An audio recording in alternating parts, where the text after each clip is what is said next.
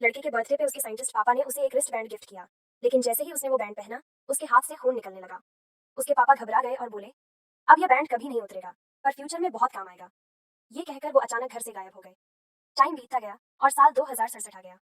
वो लड़का बड़ा हो गया था। उसका नाम मानव था।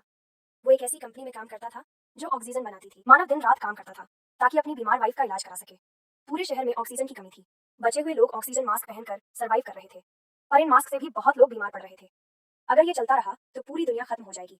एक दिन कंपनी के ओनर ने मानव को बुलाया और कहा, अब सिर्फ तुम ही इस दुनिया को बचा सकते हो। मैनेजर उसे एक लैबोरेटरी में ले गया जहाँ एक मशीन थी जो किसी को भी फ्यूचर में भेज सकती थी। कुछ दिन पहले फ्यूचर से एक मैसेज आया था और उसमें मानव का नाम मेंशन था। साइंटिस्ट्स जानना चाहते थे कि क्या 500 साल बाद भी ह्यूमंस जिंदा रहेंगे। अगर हाँ, तो शायद ऑक्सीजन की प्रॉब्लम सॉल्व हो गई होगी। पहले तो मानव रेडी नहीं था, क्योंकि वो अपनी वाइफ के साथ कुछ टाइम स्पेंड करना चाहता था। लेकिन उसके फ्रेंड ने उसे एनकरेज किया और कहा कि उसके सिवा ये कोई और नहीं कर सकता। उसकी वाइफ ने भी उसे हौसला दिया और कहा, तुम जरूर वापस आओगे। रात में मानव ने वो बैंड निकालने की सोची, पर वो उसे उतारना इम्पॉसिबल था।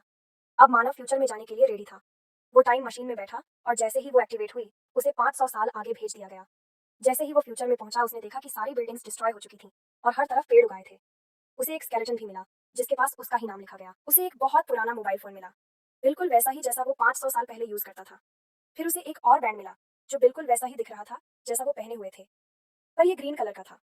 मानव ने अपना फोन उस पुराने वाले से कनेक्ट किया और पाया कि दोनों फोन आइडेंटिकल थे। जब उसने पुराना फोन ऑन किया तो उसमें कुछ रिकॉर्डिंग्स थी, पर वो थोड़ी देर बाद बंद हो गई। अचानक उसे एक गनशॉट की आवाज सुनाई। मानव ने देखा कि उस स्केलेटन के सिर पर बुलेट का निशान था। उसे रियलाइज हुआ कि फ्यूचर में कोई उसे शूट करने वाला था। हालांकि फ्यूचर में अर्थ पर ऑक्सीजन वापस आ गई थी, पर ह्यूमैनिटी सर्वाइव नहीं कर पाई थी।